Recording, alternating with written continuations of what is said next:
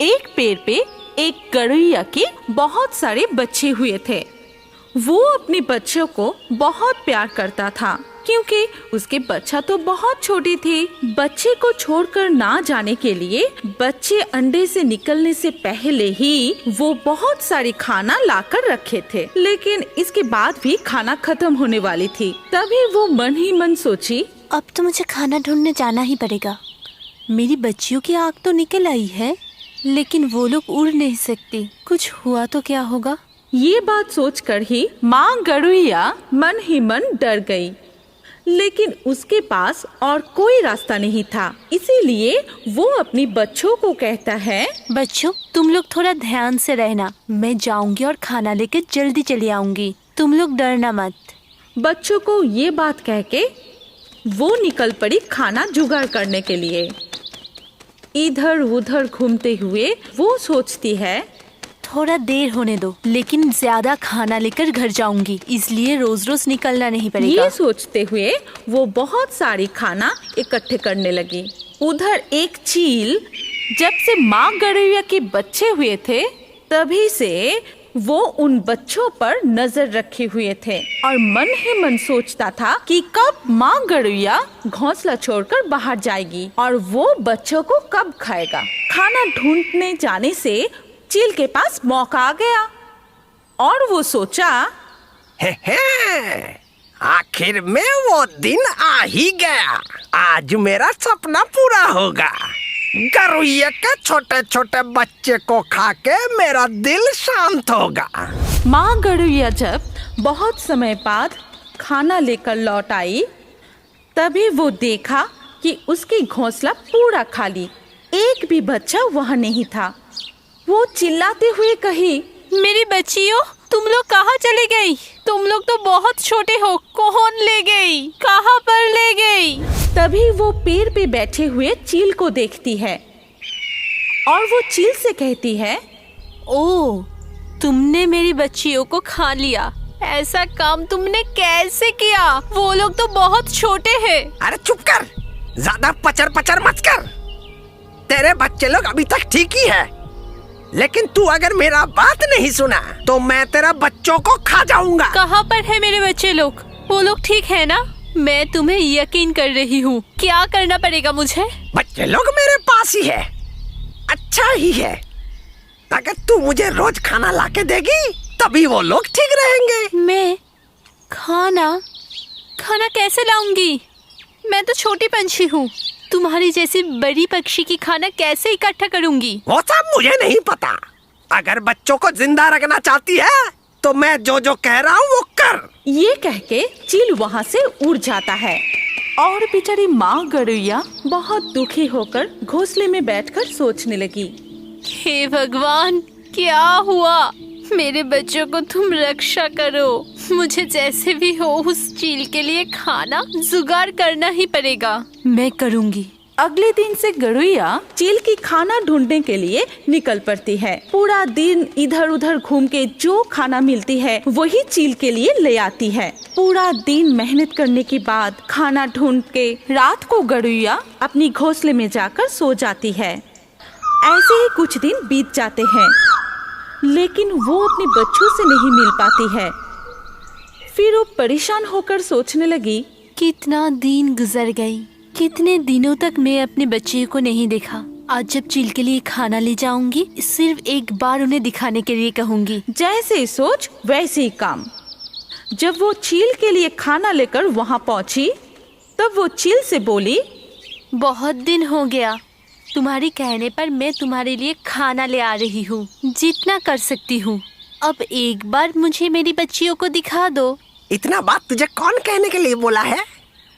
जो कर रहा है वैसे ही करता जा, नहीं तो तेरे बच्चों को खा जाऊंगा, याद रखना। लेकिन मैंने तो कुछ नहीं मांगा, सिर्फ एक बार मेरी बच्चियों को देखना चाहती हूँ। तुम मेरा ये ख्वाहिश पूरी नहीं करोगी? तेरा बच्चे लोग सब ठीक है क्या? ये काफी नहीं है? अभी भी देखने का टाइम नहीं आया। जैसा काम कर रहा है करता जा, तब जाके बच्चों को देख पाएगा। तब तक वो मेरे पास ठीक ठाक रहेगा। जा जा जा जा, निकल, आराम से मुझे खाने दे। चील के बात सुनकर गौरैया वहाँ से चली गई। आंखों में आंसू लिए गरुड़िया जाके नदी के किनारे बैठी और बोली, क्या पता इस जीवन में मैं मेरी बच्चियों को देख सकूंगी क्या? मैं क्या करूं? मैं तो कुछ भी नहीं कर सकता। ये कहती रही और रोती रही। अचानक एक सारस वहाँ आई और उससे पूछी, क्या हुआ गरुड़िया, तुम काहे रो रही हो? क्या मैं तुम्हारा कुछ मदद कर सकता हूँ? मैं जो मुसीबत में हूँ उसमें से कोई भी मुझे निकाल नहीं सकती। अरे फिर भी बोलो ना, अगर कुछ कर सकता हूँ तो। क्या पता अगर बोल दो तो तुम्हारा मन थोड़ा हल्का होगा। सारस की बातें सुनकर गरुड़िया की आंखों में आंसू आ गई। उसके बाद वो सारस को सारी बात बताई। गरुड़िया के बातें सुनकर सारस चौंक गई। अरे बाप रे, तुम्हारे साथ तो धोखा हुआ है। तुम्हारे बच्चे को वो कितने दिन पहले ना जाने खा चुका है। मैं भी तो उस चील के पास ऐसे ही धोखा खाया था। मेरे बच्चे को भी वो खा गया था। तब मैं मन से इतना दुखी हो गया था, कुछ नहीं कर सका था। मन उदास करके यहाँ से चला गया था। लेकिन तुम्हारा बात से इतना तो पता चला, वो चील अभी तक नहीं सुधरा, वैसा ही है। सारस की बातें सुनकर गरुड़िया और भी रोने लगी। तभी सारस उसको हिम्मत रखने के लिए कहता है और कहता है, तुम उदास मत हो, मैं तुम्हारे साथ हूँ। प्रतिशोध तो हमें लेना पड़ेगा, और वैसे भी वो चील किसी और का कोई नुकसान न कर सके, वो भी देखना पड़ेगा। तुम सिर्फ कहो क्या करना पड़ेगा मुझे। तुम मुझे जो बोलोगे मैं वही करूंगी। तुम सिर्फ मुझे बताओ मैं क्या करूंगी। हम लोग किंग कोबरा के पास जाएंगे।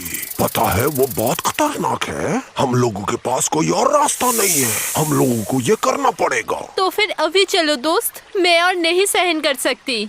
मेरी बच्चियों को कितना दर्द हुआ होगा। मुझे प्रतिशोध लेना ही पड़ेगा।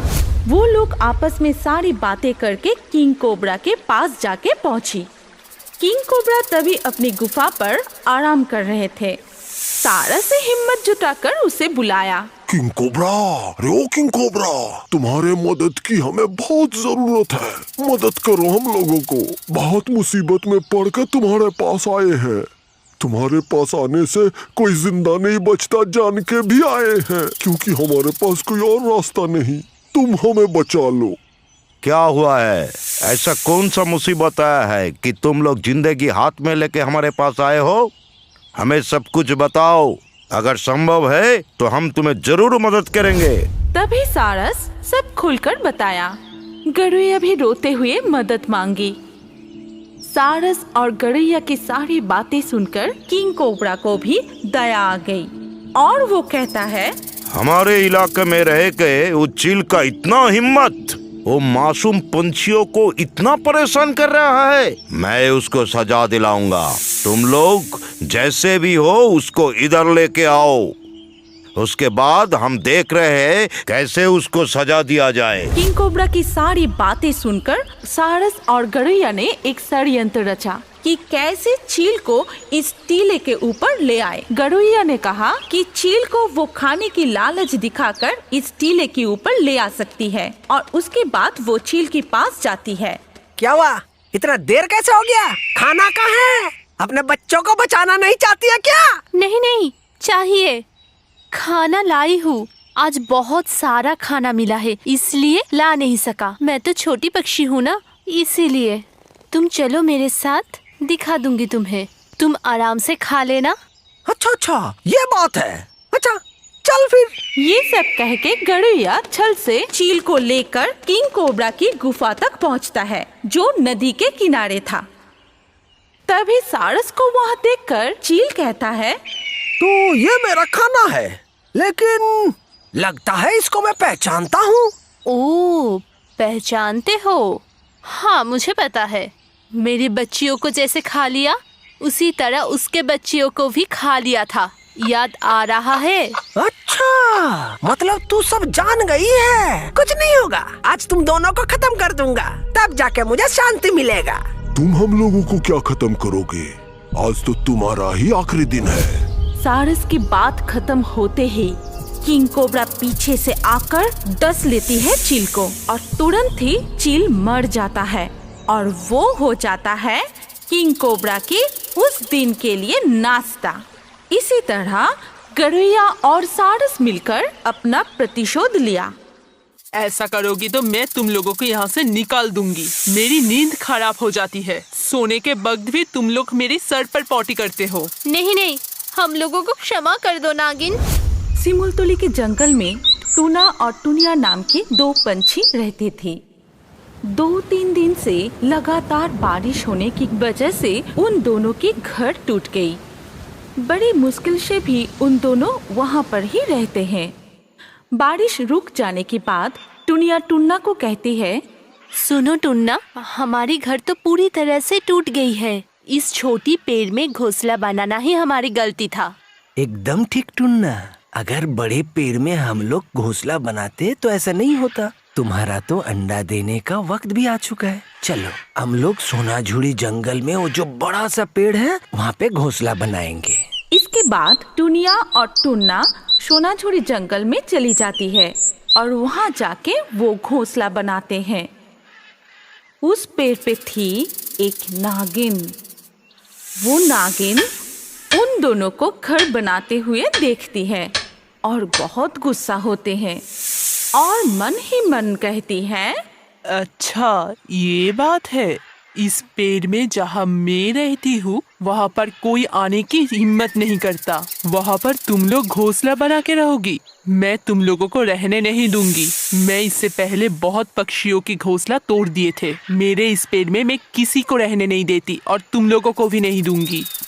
उन दोनों मिलकर सारा दिन घोंसला बनाया।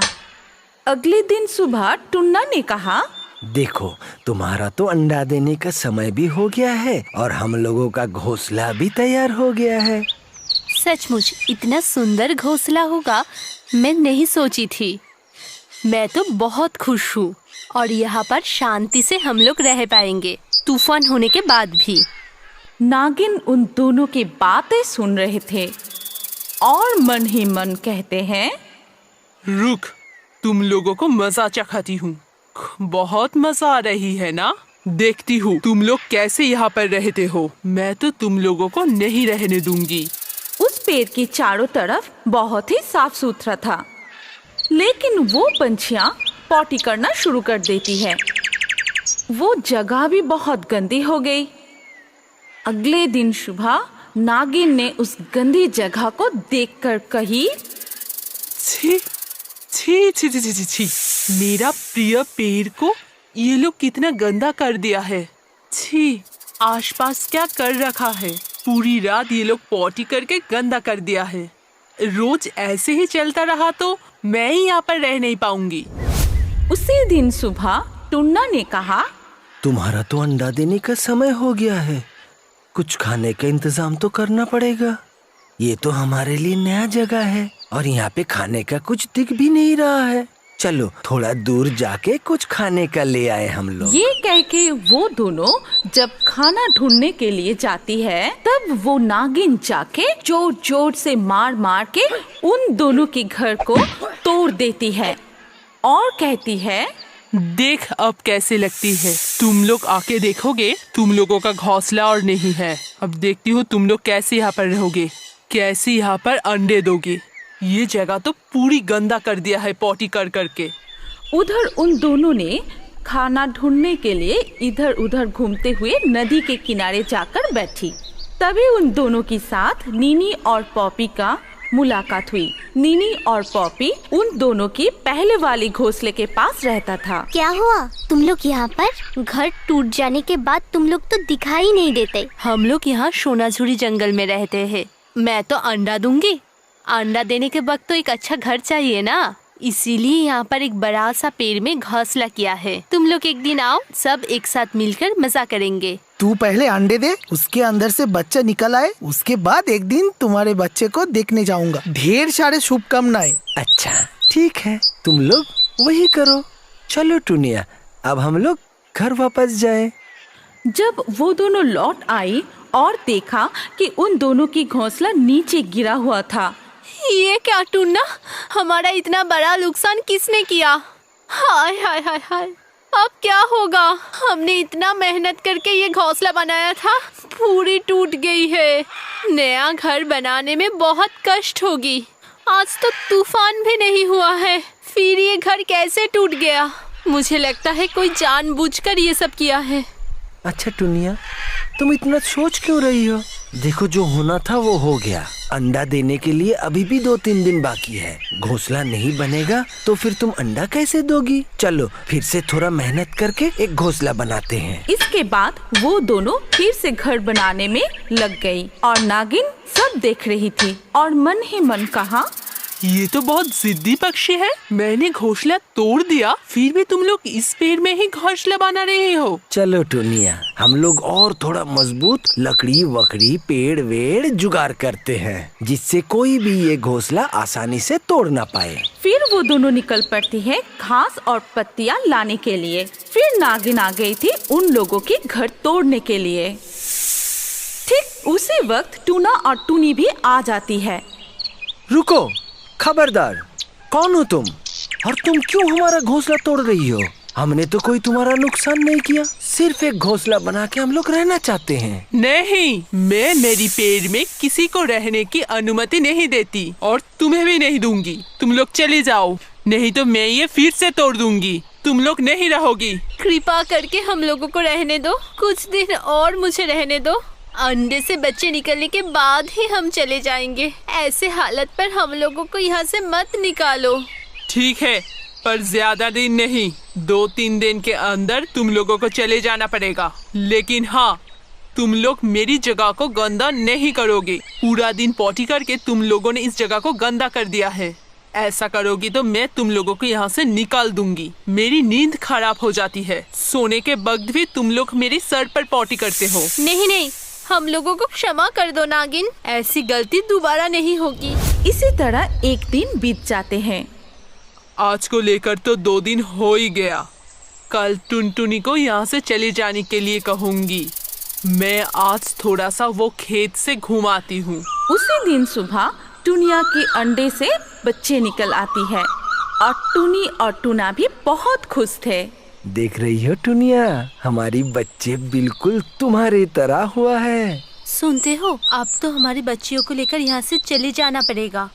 एक बात तो हमने सोचा ही नहीं, बच्चियों तो अभी अभी अंडे से निकली है, अभी तो वो लोग उड़ भी नहीं पाएगा। अभी हम लोग कैसे घोंसला छोड़ के जाएंगे? तुम सही बात बोली हो। चलो हम लोग नागिन के पास जाते हैं। नागिन, नागिन, अंदर हो क्या? तुम्हारे साथ कुछ बात करनी थी। लेकिन उन दोनों को कोई आवाज नहीं मिली। अंदर से तो कोई आवाज नहीं आया। चलो हम लोग बगल के खेती वाले जमीन में देखते हैं। खेत की तरफ जाते हुए देखते हैं 2 शिकारी उन लोगों की जाल में नागिन को बंदी बना लिया था। तुम लोग नागिन को क्यों बंदी बनाए हो? तुम लोग चले जाओ, नहीं तो तुम लोगों को भी पकड़ लेंगे। नागिन के सर पे नागमणि है। नागिन को मार के वो मोनी बेच के हम लोग बहुत अमीर बन जाएंगे, समझे? हम लोग बहुत अमीर हो जाएंगे। मत मारो मुझे, छोड़ दो मुझे। तुम परेशान मत हो नागिन, हम लोग है ना। तुमने हमें मुसीबत के समय रहने दिया था, हम लोग तुम्हें कुछ नहीं होने देंगे। ऐसा है क्या? तुम लोग हमारे साथ लड़ोगे? तुम लोगों का इतना हिम्मत? इसके बाद टुनिया और टूनी मिलकर उन दोनों शिकारी को सर पर जोर जोर से मारने शुरू कर देती है। फिर वो दोनों घायल होकर तड़पने लगता है। फिर टूनी और टूना मिलकर अपनी चोंच से जाल को काटना शुरू कर देती है और नागिन को वहाँ से मुक्ति दिलाती है। सच में आज तुम लोग नहीं रहते तो मैं जिंदा ही नहीं रहती। मैंने तुम लोगों के साथ गलत किया। तुम लोगों को कहीं जाने की जरूरत नहीं है। तुम लोग मेरी घोंसले में ही रहो, हम लोग एक साथ मिलजुल के रहेंगे। सच सचमुच हमारी परेशानी दूर हुई। ये देखो नागिन, हमारी बच्चे। सुनो, तुम लोगों को एक बात बताती हूँ। तुम लोगों की बच्ची बहुत खूबसूरत है। इन लोगों को अच्छे से देखभाल करना। मेरे पास और एक जादुई नागमणि है जो मैंने किसी को नहीं बताया। उस नागमणि को जो खाना बताओगे वो खाना तुम्हारे सामने ला देगी। उसके बाद नागिन जाकर वो मोनी उन दोनों के हाथ में सौंप देती है और वो सब मिलकर बहुत खुशी से आनंद के साथ रहने लगती है। हमारी कहानी यहाँ पर खत्म होती है। अगर आपको ये कहानी पसंद आई तो इस वीडियो पे लाइक जरूर करना। अगर आपके पास कोई पसंदीदा कहानी हो तो कमेंट करके बताएं। सबसे अच्छा कहानी चुन के हम ऐसे ही कार्टून बनाएंगे। और अभी हमारे अगले वीडियो देखने के लिए स्क्रीन के ऊपर इस वीडियो पर क्लिक कीजिए और रियो बर्ड्स के और भी वीडियो देखते रहिए।